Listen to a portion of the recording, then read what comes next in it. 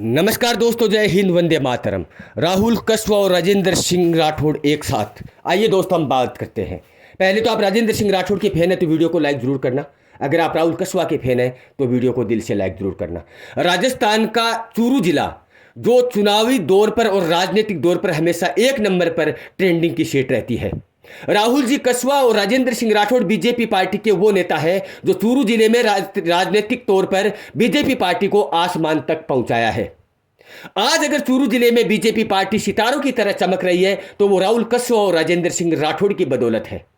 आप लोगों को यह मानना पड़ेगा कि चूरू जिले में आज जब भी ट्रेंडिंग सीट बीजेपी पार्टी जीतती है या फिर बीजेपी पार्टी आज चर्चा में है या 40 साल से बीजेपी पार्टी चूरू जिले पर राज कर रही है तो उसका सिर्फ एक ही असर है, वह है राहुल कस्वा और राजेंद्र सिंह राठौड़।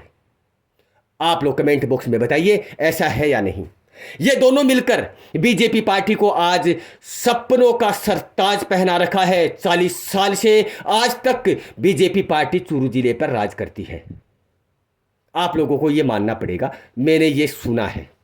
लेकिन दोस्तों, मैं आप लोगों को यह और बता दूं कि जब विधानसभा का चुनाव राजेंद्र सिंह राठौड़ और नरेंद्र जी बुडानिया के बीच हुआ तब लोगों को यह पता चल गया था कि राहुल कस्वा और राजेंद्र सिंह राठौड़ के बीच में दरार आ चुकी है। और वो तारानगर का चुनाव एक ऐसा चुनाव, इस राजस्थान की लेवल का चुनाव बनकर रह गया कि हिंदुस्तान के जितने भी राजनेता हैं उन दोनों को आपस में जिताने के लिए तारानगर में डेरा डाल चुके थे। नरेंद्र जी बुडानिया को यह भी पता था कि इन दोनों की जोड़ी बिखर गई है और राजेंद्र सिंह राठौड़ को चुनाव हराने वाला सिर्फ अगर कोई है तो वो नरेंद्र जी बुडानिया, और नरेंद्र जी बुडानिया ने ऐसा किया और आप लोगों ने देखा और ऐसा हुआ भी। लेकिन जब दोनों एक साथ थे तो सामने वाले कैंडिडेट को 2 बार सोचना पड़ता था कि इन लोगों से मुकाबला किया जाए या नहीं।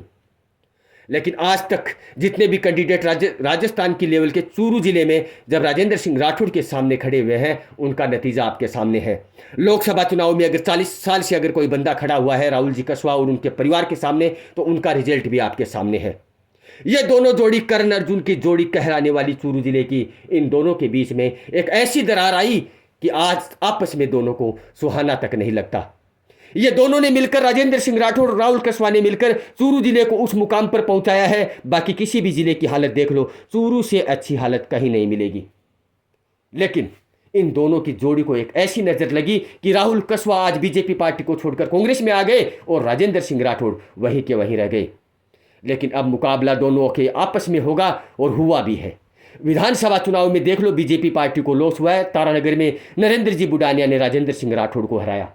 लोकसभा चुनाव में बीजेपी पार्टी को छोड़कर कांग्रेस पार्टी में राहुल जी कस्वा आने के बाद तुरंत कांग्रेस पार्टी ने टिकट दी और राजेंद्र सिंह राठौड़ को हराकर छोड़ दिया। क्या मैं आप लोगों से पूछना चाहता हूं, क्या राजस्थान में चूरू जिले की बीजेपी पार्टी क्या राहुल कस्वा और राजेंद्र सिंह राठौड़ पर ही टिकी हुई थी? क्या अब ये दोनों अलग हो गए हैं तो क्या चूरू जिले से बीजेपी पार्टी एकदम से बिखर जाएगी? लेकिन इतना तो आप लोगों को मानना पड़ेगा कि ये दोनों अलग होने के बाद, राजेंद्र सिंह राठौड़ और राहुल कस्वा अलग होने के बाद बीजेपी पार्टी चूरू जिले से खत्म होने की कगार पर आ गई है। ये आप लोगों को मानना पड़ेगा क्योंकि आप लोग देख भी रहे हैं। लेकिन इन दोनों के बीच में ऐसी नाराजगी हुई है कि राहुल कस्वा आज चुनाव की रिजल्ट से पहले और रिजल्ट के बाद तक भी आज बीजेपी पार्टी यानी कि राजेंद्र सिंह राठौड़ को निशाना साधते हुए नजर आ रहे हैं, न कि अन्य नेता को, सिर्फ ओनली राजस्थान में चूरू जिले के राजेंद्र सिंह राठौड़ को।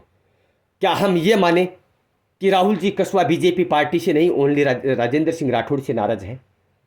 लेकिन दोस्तों, इन दोनों ने बीजेपी पार्टी को आसमान तक पहुंचाया है और इन दोनों की नाराजगी से बीजेपी पार्टी आज जमीन पर आ गई है। यह आप लोग कमेंट में बॉक्स में बताओ कि ऐसा हुआ है या नहीं। तो वीडियो को लाइक करो, अपने दोस्तों को शेयर करो। जय हिंद, वंदे मातरम।